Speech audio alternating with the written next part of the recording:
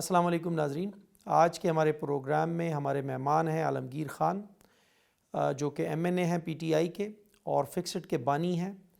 I S F سے اپنے عملی سیاست کا انہوں نے آغاز کیا اور سندھ کے سربراہ کی حیثیت سے پاکستان تحریک انصاف کی نمائندگی کرتے رہے۔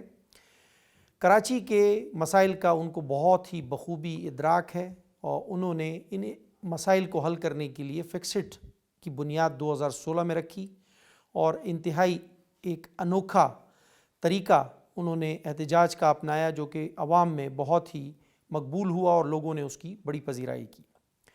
عالمگیر خان سے ہم کراچی کے مسائل پر آج بات کریں گے اور ان سے تفصیل سے پوچھیں گے کہ کراچی کو کیا کیا مسائل درپیش ہیں اور ان مسائل کے لیے ان کے پاس کیا حل ہے۔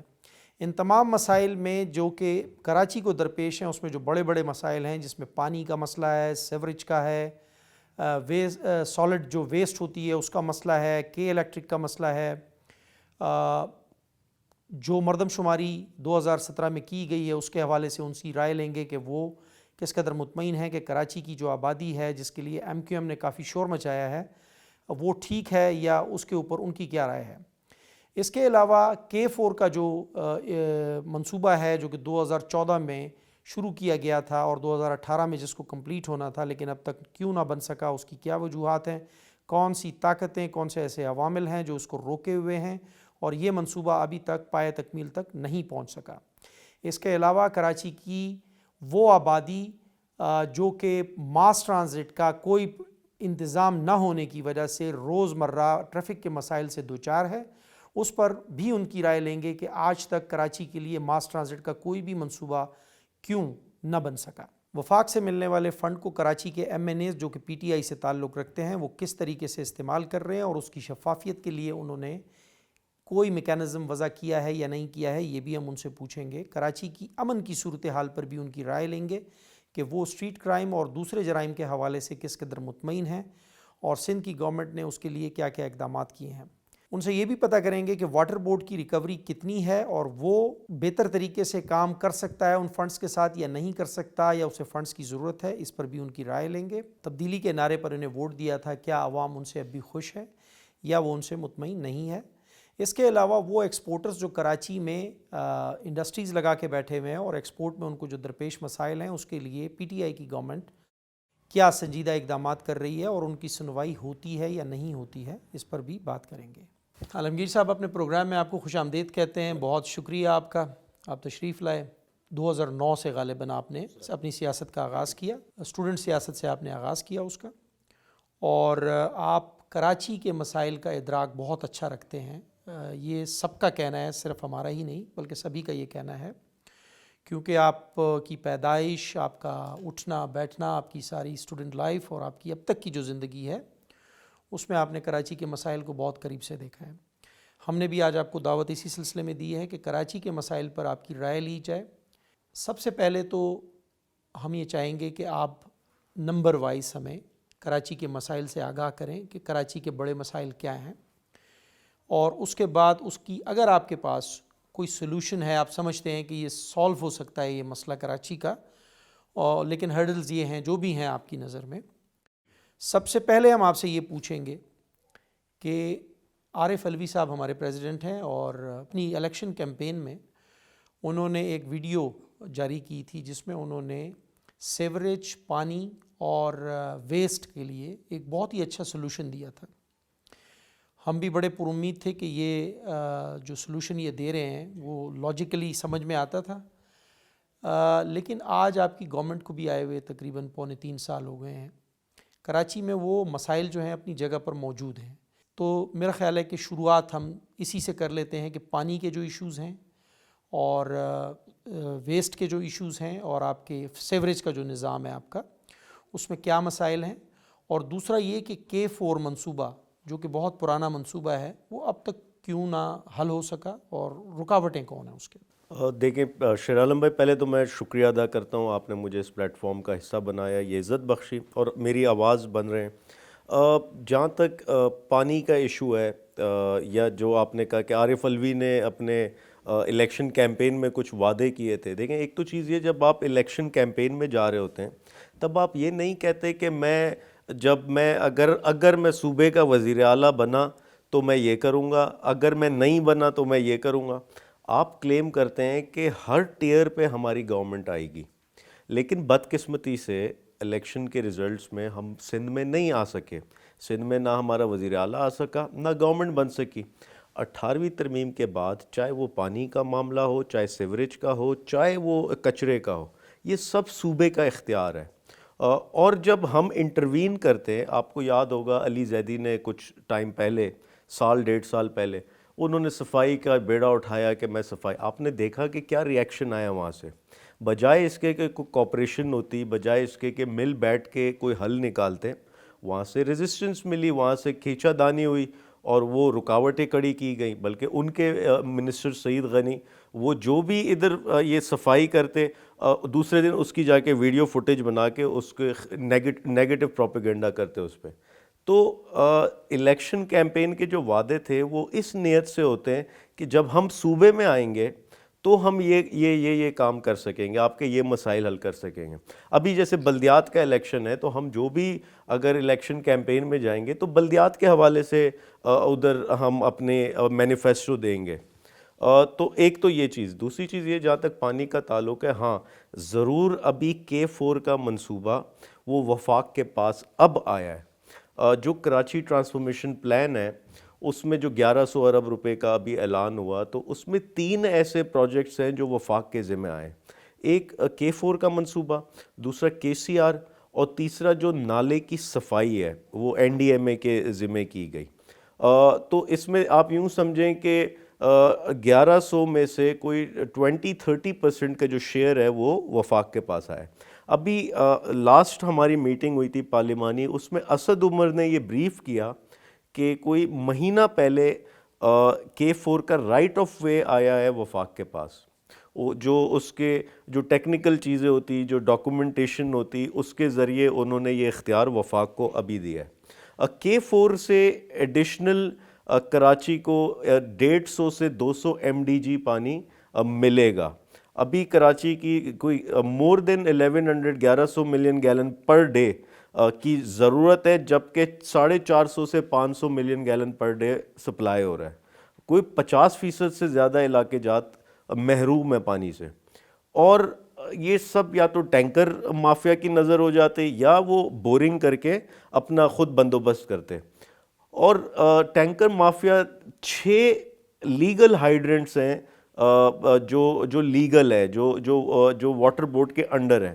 اس کے علاوہ جگہ جگہ اللیگل ہائیڈرنٹس بنے ہوئے ہیں. جگہ جگہ پانی کی چوری ہوتی ہے، جگہ جگہ پانی کی لیکیجز ہیں جو ان کی لائنز میں ہوتی ہیں.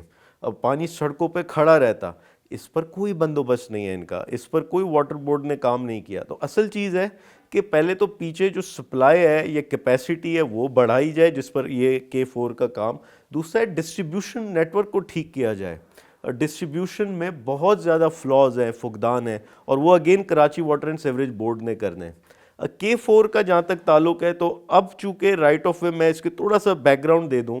2006 سے 7 کے درمیان یہ پروپوزل آیا کاغذ پہ کہ K4 کا منصوبہ ہمیں انیشیٹ کرنا چاہیے. یہ تقریباً 2016 میں انہوں نے FWO کے حوالے کیا. یہ 10 سال یہ کاغذ پہ ہی چل رہا تھا یہ پروگرام. FWO نے اس پہ کام شروع کیا. اچھا، اس سے پہلے اس کے لیے کنسلٹنٹس ہائر کیے تھے.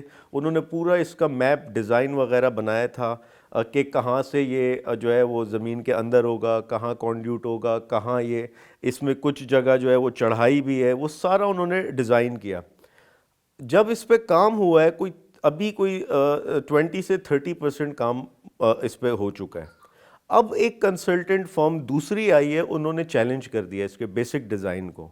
انہوں نے کہا ہے کہ یہ غلط ہے. وہ پھر کام رک گیا ہے.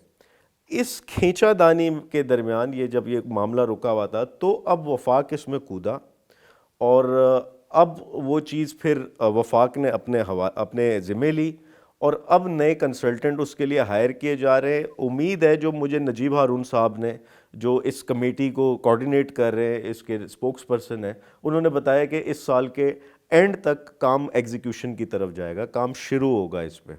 تو اس میں وقت لگے گا. اور دوسری ایک اور کنسرن یا فکر مند چیز یہ ہے کہ K4 کا پورا منصوبہ آ جاتا ہے، کراچی تک پہنچ جاتا ہے، اگین جو ڈسٹریبیوشن نیٹ ورک ہے وہ تیار نہیں ہے اس کے لیے. جو پانی کی لائنیں بننی ہیں وہاں، جو پمپنگ سٹیشنز بننے ہیں شہر میں، وہ ابھی تک موجود نہیں ہے، اور اس کے لیے کوئی پلان ہمیں نہیں نظر آیا ہے سندھ گورنمنٹ کی جانب سے. وہ پھر آپ کہتے ہیں کہ اگین جو ہے صوبائی گورنمنٹ کا کام ہے؟ 100% KWSB کا کام ہے اس کو مینیج کرنا. ڈسٹریبیوشن ساری ان کے ذمہ ہے، اور اسی پر وہ سالانہ ٹیکس بھی لیتے ہیں لوگوں سے. تو یہ چیز مد نظر رکھنی. دوسرا آپ نے بات کی سیوریج کے اوپر، اگین وہ ان کے پاس ہے. S3 کا ایک منصوبہ ہے جو پورے کراچی کا مین سیوریج کی سپلائی لائن ہے، وہ ٹرانسفارمیشن پلان کا حصہ ہے. اس کے لیے فنڈز ایلوکیٹ کیے ہوئے سندھ گورنمنٹ کو دیے ہوئے. آئی ڈونٹ نو وہ کب اس کی ایگزیکیوشن کریں گے.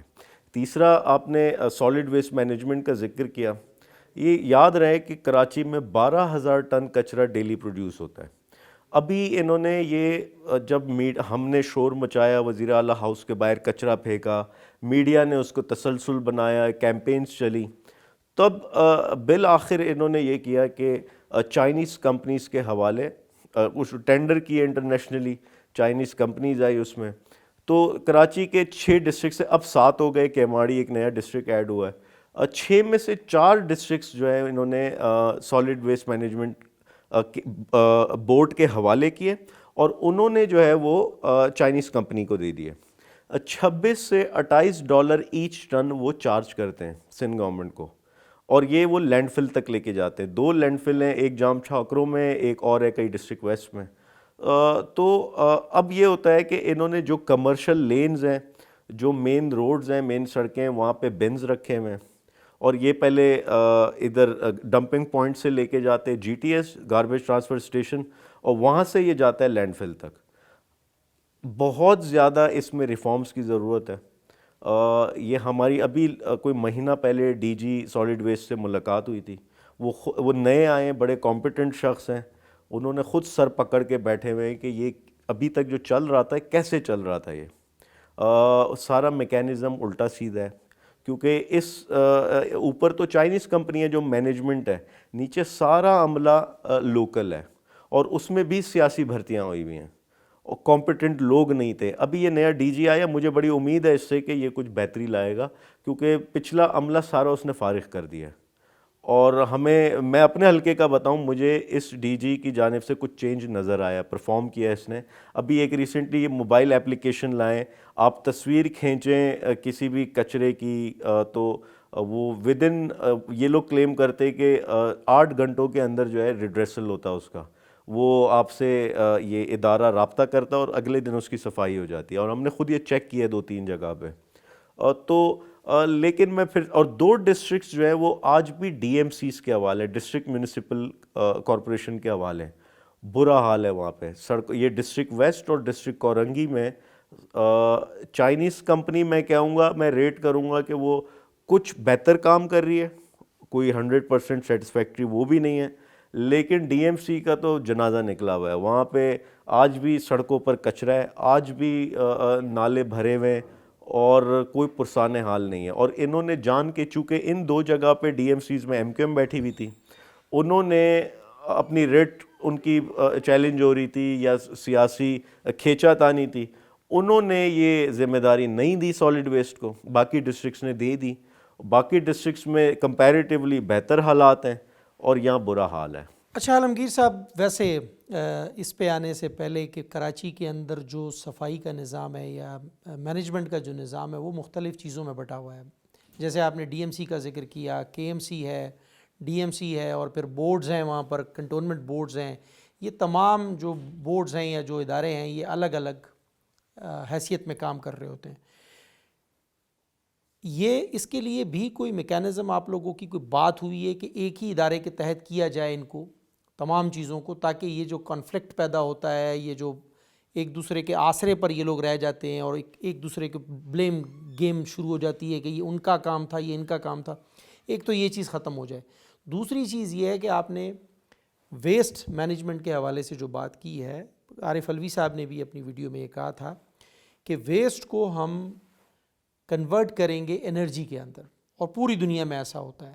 اس کے اوپر بھی کوئی آپ لوگوں کو انہوں نے کوئی بریفنگ دی ہے کہ یہ ایسا کریں گے یا نہیں کریں گے؟ کیا ارادہ؟ دیکھیں ابھی تک تو اس پہ کوئی ایسی میں کہوں گا کوئی سندھ گورنمنٹ کی طرف سے ہم نے نہیں دیکھا کہ کوئی اس پہ انپٹ ہو. باقی دنیا بھر میں سویڈن کی بجلی ساری کچرے پہ بن رہی ہے. دنیا بھر میں یہ اس کو ایک ایسٹ سمجھا جاتا ہے, اس کو ریسائیکل کیا جاتا ہے, اس سے مختلف اشیاء بنتی ہے, بجلی پروڈیوس ہوتی ہے, گیس پروڈیوس ہوتی ہے. تو یہاں تو ایسا کوئی پرسانے حال نہیں. ایون جو جام چھاکروں میں بھی جو یہ پھینک رہے ہیں ادھر بھی اس زمین کا بیڑا غرق ہی ہو رہا ہے. وہاں بھی ان کے لیے کوئی لانگ ٹرم سلوشن نہیں ہے. وہاں آس پاس کی آبادی اس سے متاثر ہو رہی ہے. تو ابھی تک تو ہم نے نہیں دیکھا کہ کوئی ان کی جانب سے کوئی پلان آیا ہو. رہی بات میں پھر سے کہوں کہ دیکھیں آپ کے پاس ایک ایگزامپل موجود ہے مصطفیٰ کمال یا اس سے پہلے نعمت اللہ خان کے دور میں. ایک سٹی ڈسٹرکٹ گورنمنٹ بنی تھی, پورے شہر کی ایک انہوں نے باڈی قائم کی تھی. یہ تمام ڈسٹرکٹس کی ایک ادارہ بنا کے, اور وہیں سے دیکھیں آج ہمارا جو ناظم ہے وہ یہ بات بالکل فیکٹ ہے کہ وہ بے اختیار ہے. وہ الگ بات ہے کہ کرپٹ تھے یہ لوگ, یہ جتنے تھے وسیم اختر وغیرہ پیسہ کھا جاتے تھے, لیکن یہ بات جائز ہے کہ سسٹم ان کو جو سسٹم بنا ہوا ہے اس میں ان کے پاس اختیار نہیں تھا. میئر کراچی 2 کروڑ سے اوپر کا ٹینڈر نہیں کر سکتا, کوئی ریونیو جنریٹنگ ادارہ نہیں تھا اس کے پاس جیسے ماضی میں تھے ان کے پاس. یہ اپنی ٹیکس کلیکشن کوئی اپنا انتظام نہیں کر پا رہے تھے یہ, اور اس کی وجہ سے ان کو پیسوں کا فقدان تھا. دوسرا آپ یہ دیکھیں مصطفیٰ کمال کے دور میں جو ان کا سالانہ بجٹ ہوتا تھا کے ایم سی کا, کوئی 55 سے 60 ارب کے قریب ان کا بجٹ ہوتا تھا. آج جو کے ایم سی کا بجٹ ہے کوئی 24 سے 25 ارب کا بجٹ ہے. تو ایک واضح فرق ہے. اور جب آپ نے اس دوران ان کو پیسہ بھی دیا, ان کا سسٹم بہتر کیا, تو ڈیلیور بھی کیا.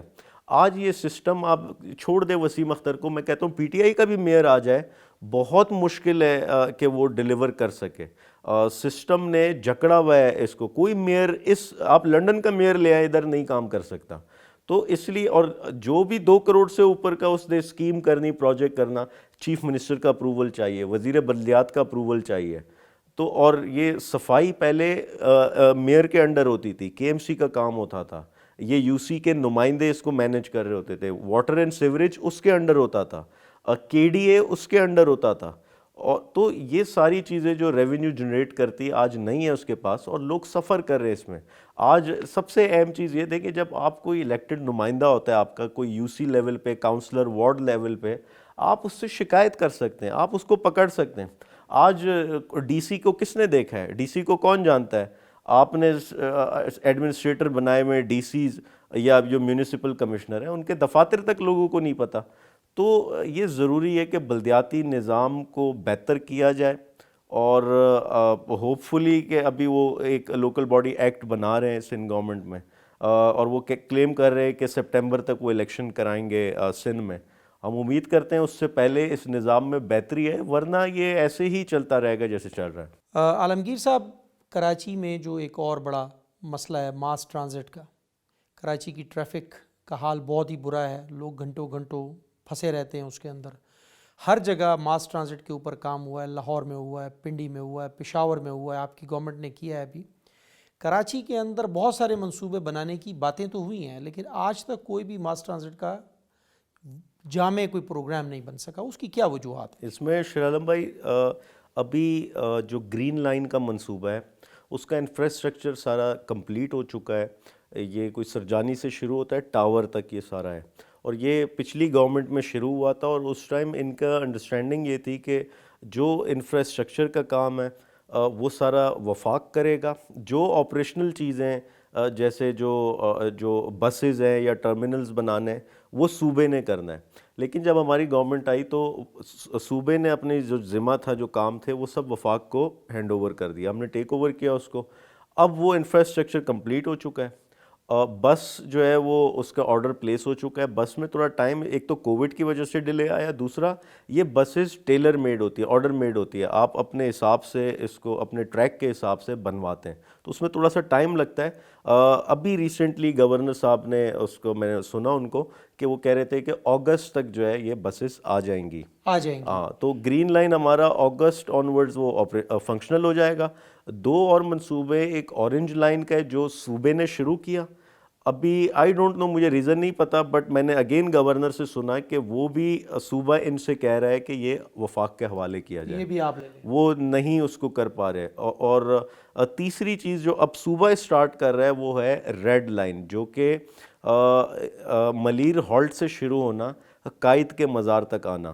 اور یہ وہ کہہ رہے ہیں کہ جون کے بعد وہ شروع کریں گے. اس میں پورا یونیورسٹی روڈ کور ہوگا. تو یہ 3 بڑے اہم منصوبے ابھی جو اگست میں آپ کو نظر آئے گا، جو لوگوں کو سہولت ملے گی، وہ گرین لائن والا ہے. اور پی ٹی آئی کا کریڈٹ ہوگا. اس میں آپ کہہ سکتے ہیں کہ کمپلیٹ ہم نے کیا، اس کو انیشیٹو پچھلی گورنمنٹ نے کیا. اس کی کوئی ڈیٹیل آپ کے پاس ہے کہ یہ سرجانی سے کہاں سے نکلے گا، کس جگہ سے ہوتا ہوا جائے گا، کہاں تک جائے گا؟ اس کی ایگزیکٹ ڈیٹیلز یا جو اس کا جو روٹ ہے وہ تو خیر گوگل کر لیں یا میں اس کی تفصیل نکالوں گا. مجھے خود بھی، میں اس پہ حالانکہ گیا ہوں، میں نے ٹریول کیا اس پہ گورنر کے ساتھ، لیکن میں ایگزیکٹ ڈیٹیلز تو ابھی مجھے خود بھی اس کا آئیڈیا نہیں. عالمگیر صاحب، دوسرا جو ایک اور بڑا اہم ایشو ہے کراچی کا، کے الیکٹرک کا ایشو ہے. آپ کے ساتھی ایم این اے ہیں سیف الرحمان صاحب، انہوں نے بڑا اس کے اوپر ایکشن بھی لیا. بہت ان کے روزمرہ ہم دیکھتے ہیں جھگڑے بھی کرتے رہتے ہیں وہ اس کمیٹی کے اندر جو پاور کی کمیٹی ہے. لیکن لگتا ایسا ہے کہ گورنمنٹ ان کے سامنے بالکل بے بس ہے. اس کی کیا وجوہات ہیں؟ کون سی ایسی طاقتیں اس کے پیچھے ہیں کہ جس کے سامنے وفاق بھی اور سب اس کے سامنے بے بس نظر آتے ہیں؟ دیکھیں بے بس، دیکھیں ایک پرائیویٹ کمپنی ہے.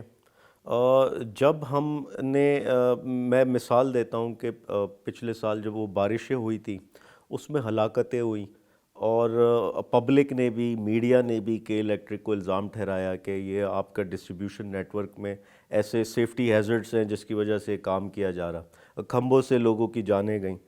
تو وہ ایشو وفاق نے ٹیک اپ کیا. اب نیپرا ہے، وہ ریگولیٹری اتھارٹی ہے، اس کو ریگولیٹ کرتی ہے. نیپرا نے ان کے خلاف ایف آئی آر بنوائیں. نیپرا نے جو ایک انہوں نے کھلی کچہری کا بھی ایک پروگرام شروع کیا. نیپرا اور کے الیکٹرک مل کے کراچی میں مختلف اوقات میں وہ کھلی کچہری کرتی، پبلک کو بلاتی. تو وہ پروگرامز بھی کیے تاکہ پبلک سے ایک انگیجمنٹ بڑھے. تو اب وفاق کا یہی کام ہے کہ وہ ان کے خلاف جو قانونی پروسیڈنگ ہو سکتی وہ کرتے. باقی تو عدالتوں نے اس پر جو بھی معاملات ہیں عدالتوں نے اس کو ٹیک اپ کرنے. تو وفاق نے اس میں اپنا کام نبھایا. لیکن کے الیکٹرک سے ضرور، میں خود بھی ایک ہماری کمیٹی کی میٹنگ تھی اس میں تھا، کے الیکٹرک سے یہ سوال ضرور ہوتا کہ آپ صرف ڈسٹریبیوشن کے لیے نہیں ہیں، آپ کو پاور جنریشن کی جو یہ سارا معاہدہ ہوا تھا، آپ نے ابھی تک پاور جنریٹ کیوں نہیں کی؟ آپ آج بھی 700 میگا واٹ وفاق کی سبسڈی پہ چل رہے ہیں، آپ نیشنل گریڈ سے لے رہے ہیں، اور آپ نے اپنی یہ کیپیسٹی کیوں نہیں بڑھائی؟ جو کراچی میں یہ سارا جو ڈیفیسٹ آ رہا ہے کہ اتنے فیصد بجلی نہیں پہنچ پا رہی اور اسی کو آپ مینیج کر رہے ہوتے، تو یہ اس وجہ سے کہ آپ کی جو ذمہ داری تھی آپ نے پوری نہیں کی. اور دوسرا کہ آپ کا ڈسٹریبیوشن نیٹ ورک میں بھی فلاز ہیں. ابھی وہ بار بار ہم ایک کلیم کرتے کہ یہ لوگ کلیکٹیو پنشمنٹ کرتے. ایک بندہ چوری کر رہا ہوتا، بجائے یہ کہ اس کو سزا ملے، وہ پورے محلے کو سزا دے رہے ہوتے ہیں. پورے محلے پہ لوڈ شیڈنگ کر دیتے ہیں یا پورے محلے پہ ایکسیسو بلنگ ڈال دیتے ہیں.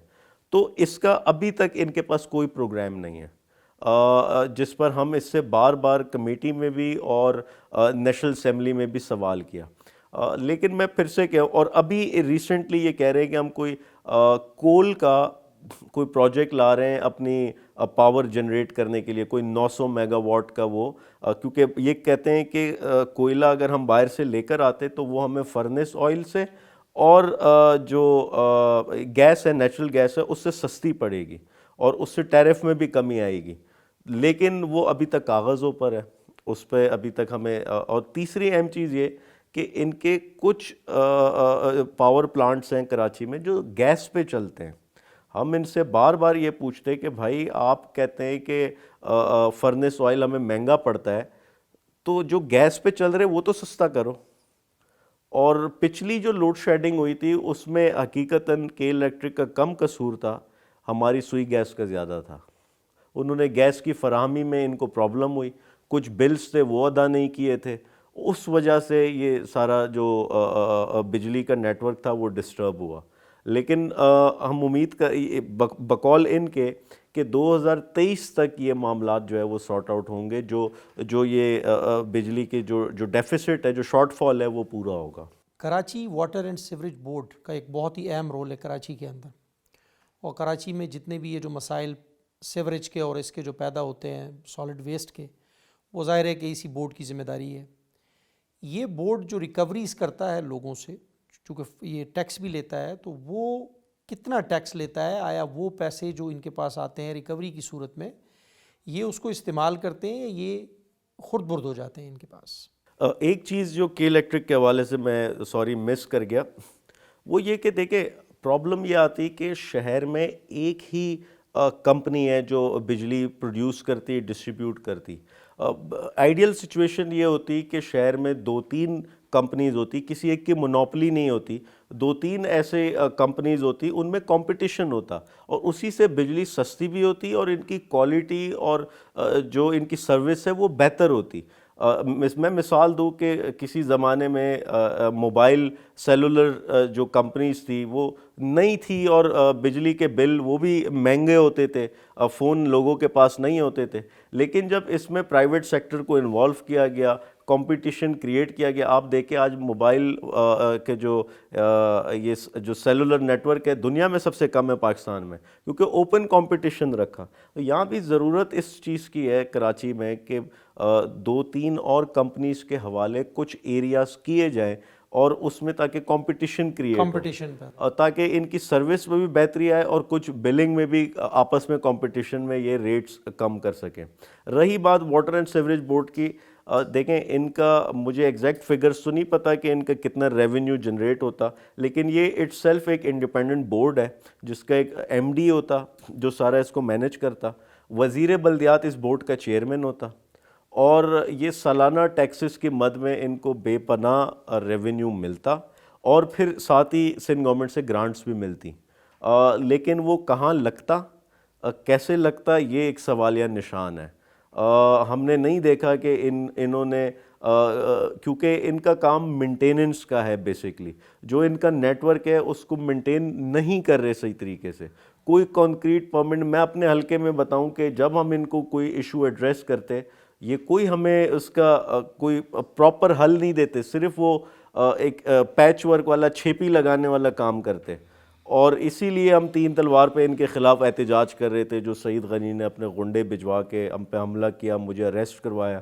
وہ یہی چیزیں تھی کہ آپ کیوں نہیں حل دے رہے لوگوں کو. کراچی بدقسمت شہر ہے، ہم آج تک لاہور کہاں نکل گیا، اسلام آباد کس جگہ پہنچا ہوا ہے، ہم آج تک وہ گٹر پہ رو رہے ہیں، ہم سڑکوں پہ کچرے پہ رو رہے ہیں. کیا یہ کراچی وہ شہر تھا جہاں سڑکیں پانی سے دھلا کرتی تھی 60s میں، جہاں ٹریم چلا کرتی تھی، جو دنیا میں یہاں پہ ٹورزم آتا تھا، ہوٹلز تھے، لوگ آتے تھے دیکھنے، ایک اپنی ہیریٹیج تھی کراچی کی، سب تباہ کر دی. تو ہمیں فیصلہ، ہم نے پہلے تو یہ دیکھنا ہے ہم نے کیا ریورس گیئر لگایا ہوا ہے یا ہم آگے جا رہے ہیں، ہم پیچھے کی طرف جا رہے ہیں. آج آپ دیکھیں سپریم کورٹ کا چیف جسٹس وہ کہتا ہے، وہ یہ نہیں کہہ رہا کہ ہمیں کوئی نئی ایڈوانسمنٹ کی طرف جانا ہے، وہ کہتا ہے مجھے پرانا کراچی چاہیے. یہ چیف جسٹس کی اسٹیٹمنٹ کہ جو آج سے بہتر ہے، پرانا ریسٹور کر کے دیں. وہ جو کے سی آر کا پروجیکٹ ہے ہمارا سرکولر ریلوے کا، وہ یہ کہہ رہے ہیں مجھے ایز اٹ از وہ والا ریسٹور کر کے دے. یعنی ہم نے تباہ کیا. یہ میں کیوں کہہ رہا ہوں، آپ کا نالوں کا نظام جو آپ کے 6 بڑے نالے ہیں یہ انگریزوں کے دور کے بنے ہوئے ہیں. آپ کے کانڈیوٹ جو پانی کا نظام ہے یہ انگریزوں کے دور کا بنا ہوا ہے. ہاں، یہ جو ریلوے سرکولر ریلوے، یہ جو ٹریک ہے یہ انگریزوں کے دور کا. ہم نے اس میں کوئی ایڈوانسمنٹ نہیں کی، بلکہ ہم نے اس پہ انکروچمنٹ کی. ہم نے ان 60 فٹ کے نالوں کو 6 فٹ پہ لے آئے، کچرا پھینکا، چوک کیا اس کو، جو ریلوے ٹریکس تھے اس کو بھی تباہ کیا ہم نے. تو یہ جتنے منصوبے اس دور کے تھے، بجائے اس کے ہم اس کو مزید بہتر کرتے، ہم نے ان کو خراب کیا.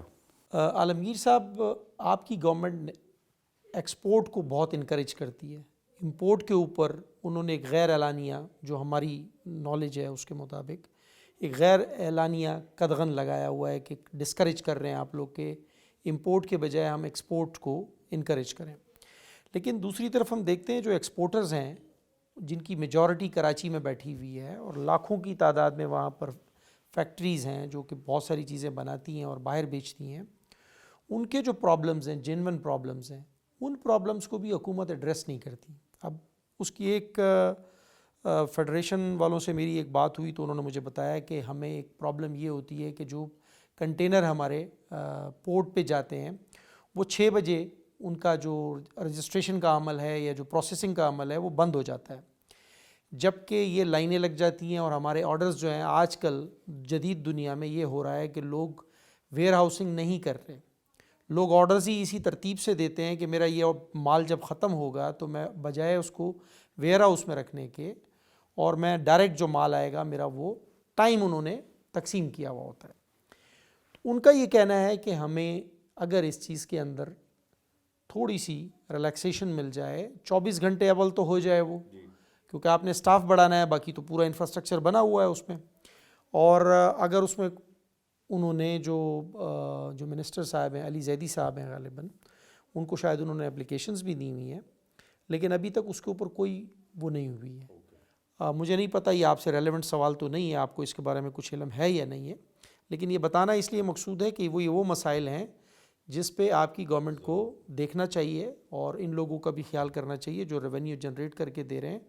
اور خان صاحب کا جو ویژن ہے کہ ایکسپورٹس کو بڑھایا جائے، اس کو یہ لوگ جو ہے اس کے لیے کام کر رہے ہیں. تو آپ کے اگر علم میں ہے تو کہ یہ اس سلسلے میں اگر آپ کچھ کر سکتے ہیں، علی زیدی صاحب سے بات کر سکتے ہیں یا اپنی کیبنٹ میں جو میٹنگز ہوتی ہیں آپ لوگوں کی، اس میں بھی اس ایشو کو اگر اٹھایا جائے، کیونکہ کراچی کے لوگ جو کہ آپ کے لیے سب سے زیادہ پیسہ جنریٹ کر کے دے رہے ہیں، ان لوگوں کو یہ شکایت ہے کہ وہ سنوائی نہیں ہو رہی جو ہونی چاہیے تھی، جو ریلیکسیشن دینی چاہیے تھی. مطلب وہ جو اردو میں کہتے ہیں کہ ٹیکسیشن کے جو مسائل ہیں ایف بی آر کی طرف سے، کہ تھوڑا سا ہاتھ ہولا رکھ کے ان کو چلایا جاتا، بتدریج ان کے اوپر اپنی گرفت کو تھوڑا سا، یعنی وہ جو آنی ہاتھ آپ لوگوں نے ایک دم سے پکڑ لیا اس کو تھوڑا بتدریج اگر لے کر آیا جاتا تو کیا یہ بہتر نہ ہوتا؟ ایک تو شیران بھائی کہ اس آپ کے سوال پہ آنے سے پہلے تھوڑا بیک گراؤنڈ شیئر کرنا، جو کہ پرائم منسٹر صاحب اپنے ہر تقریر میں، ہر انٹرویو میں وہ بتانا ضروری ہے، ایجوکیٹ کرنا ضروری. کہ دیکھیں یہ اہم اس لیے ہے کہ جب ہم سب آج پبلک مہنگائی کو چلا رہی ہوتی ہے، مہنگائی ہے، یہ کیوں ہے، اس کی بنیاد کیا ہے؟ اس کی بنیاد یہ ہے کہ ہم یہ پہلی بار ہے کہ کوئی حکومت ایکسپورٹس پر کام کر رہی ہے. پچھلے 30 سال 60 سال میں کبھی کام اس پہ کیا نہیں گیا. اور آپ دیکھیں خطے میں چھوڑے دنیا میں وہ ملک پچھلے 30 سال میں اوپر آئے جنہوں نے خود کو انٹرنیشنل گلوبل کمیونٹی سے جوڑا، ان کے ساتھ ٹریڈ کی. چائنا ہے، سنگاپور ہے، ویتنام ہے، اور وہ آج کہاں کھڑے اور ہم کہاں رہ گئے. اچھا، اس میں مین چیز یہ، جب ہم گورنمنٹ سنبھالتے ہیں اس سے پہلے اسحاق ڈھار کی بھی اسٹیٹمنٹ ہے اور مفتاح اسماعیل کی بھی اسٹیٹمنٹ ہے. انہوں نے مصنوعی طور پہ ڈالر کو روکا، آرٹیفیشلی طور پہ، اس کی اپنی وہ ویلیو نہیں تھی. انہوں نے پیسہ چھاپا اور پھینکا پیسہ، اور اس پر آرٹیفیشلی انہوں نے مینٹین رکھا اس کو، اور جس سے ہمارے ریزروز کم ہوئے، 18,000 ارب سے 9,000 ارب تک آ گئے. اور اس کا دوسرا افیکٹ یہ ہوا کہ جب وہ ڈالر سستا تھا، لوگوں نے باہر سے امپورٹس بڑھائیں اپنی، اور ہم پچھلے کئی دہائیوں سے ہم ڈیپینڈنٹ ہوتے چلے گئے باہر کی چیزوں پہ. چاہے وہ دال ہو، چاہے وہ چینی ہو، جو ہم اپنی پروڈیوس کرتے ہیں، اس کے علاوہ بھی ہم باہر سے امپورٹ کرتے، چاہے وہ گندم ہو، چاہے وہ چائے کی پتی کیوں نہ ہو، یہ سب چیزیں ہم باہر سے منگاتے. اور سب سے اہم چیز یہ، جو ہمارا تیل ہے، جو پیٹرول ڈیزل ہے، وہ باہر سے آتا ہے. اور اسی وجہ سے جب یہ ڈالر، جیسے ہم گورنمنٹ سنبھالتے ہیں اور ڈالر شوٹ کرتا ہے، تو یہ ساری چیزیں مہنگی ہو گئیں چونکہ ایکسچینج ریٹ پہ افیکٹ پڑا. اور دوسرا جو افیکٹ پڑتا ہے اس سے، ہم گورنمنٹ سنبھالتے ہیں، 48 ارب ڈالر پہ ہماری امپورٹس کھڑی تھی، 22 سے 23 ارب ڈالر پہ ایکسپورٹس کھڑی تھی. 20 ارب ڈالر کا کوئی کرنٹ اکاؤنٹ ڈیفیسٹ تھا، جو اب ہم نے اس کو سرپلس میں لے کے گئے. یہی وجہ ہے کہ جو آپ نے کہا کہ امپورٹس پر ہم نے کافی سختی کی ہے، پابندیاں لگائی ہیں، اس پہ ڈیوٹی اور ٹیکسز لگائے، وہ اس وجہ سے کہ ڈالر ملک میں رہے۔ جب ہوتا یہ ہے کہ آپ جب امپورٹ کرتے ہیں، باہر سے سامان منگاتے ہیں، ڈالر ملک سے باہر جاتا ہے۔ آپ جب ایکسپورٹ کرتے ہیں، ملک سے سامان باہر بیچتے ہیں، ڈالر ملک میں آتا ہے، اور آپ کے ڈالر ریزروز ہی مین ہوتے ہیں جس پہ آپ کا ایکسچینج ریٹ برقرار رہتا ہے، اسٹرانگ رہتا ہے۔ تو یہی وجہ ہے کہ آج ہمارا جو ایکسچینج ریٹ ہے ڈالر کو ہم اس جگہ پہ سٹیبل کر سکے، مستحکم کر سکے، ورنہ یہ اس میں کوئی دو رائے نہیں ہوتی، یہ 300 تک بھی جا سکتا تھا اگر اس ٹائم یہ پالیسیز جلد نہیں اپنائی جاتی۔ اور ملک ڈیفالٹ کے قریب تھا، یہ ریکارڈ پہ یہ چیز ہے۔ ہاں، یہ ڈیبیٹ ضرور ہو سکتی کہ ہمیں آئی ایم ایف کے پاس فوری چلے جانا چاہیے تھا، جس میں کچھ ڈیلیز ہوئے، جس میں کچھ اس فیصلوں میں کچھ آپ کہیں تاخیر ہوئی، وہ فوری چلے جاتے، جلدی ریلیف مل جاتا۔ اور ساتھ ہی آپ نے بالکل ٹھیک کہا کہ ایف بی آر نے بزنس کمیونٹی کو، ایف بی آر سے لوگ ڈر گئے، لوگ انویسٹ کرنے کو تیار نہیں، رولنگ جو پیسے کی رولنگ تھی وہ بند ہو گئی، بزنس کا جو سائیکل تھا وہ بند ہو گیا۔ لیکن یہ ضروری اس لیے ہے، آپ نے ڈاکومنٹ کرنا ہے، اپنی اکانومی کو ڈاکومنٹ کرنا ہے، اور وہی اسی بنیاد پہ آئی ایم ایف جیسے ادارے، ورلڈ بینک جیسے ادارے آپ کی مدد کو آتے۔ جب آپ یہ ساری چیزیں نہیں کرتے تو وہ قطعاً مدد نہیں کرتے، اور یہ ساری چیزیں آپ کے فیٹف کا حصہ بھی ہیں۔ فیٹف کے پوائنٹس میں سے بھی ایک پوائنٹ میں یہ چیزیں مینشن تھی، تو یہ کرنا اس لیے بھی ضروری تھا۔ اور دوسرا یہ کہ آپ یہ طے کر لیں کہ آپ نے کیا جیسے چل رہے تھے ویسے ہی چلنا ہے، اور کیا وہ ٹھیک تھا یا سدھار لانا ہے۔ ابھی ہم ایک خود کو درست کر رہے اس پروسیس میں، تو یقیناً اس میں تکلیف ہوگی، اور تکلیف میں ہیں لوگ، اس میں کوئی شک نہیں، لیکن ہم بہتر کر رہے ہیں خود کو۔ اور آج یہی وجہ ہے کہ ہم نے سب سے زیادہ ترجیح اپنے ایکسپورٹرز کو دی ہے، اور اس میں ان کو بجلی، گیس، لونز کی مد میں سبسیڈائز کیا ہے، اور اس کے ریزلٹس اب آ رہے ہیں۔ پچھلے 7 مہینے میں تاریخ میں سب سے زیادہ ایکسپورٹس بڑھی ہے، اور میں حفیظ شیخ کو سن رہا تھا، وہ کہتے ہیں کہ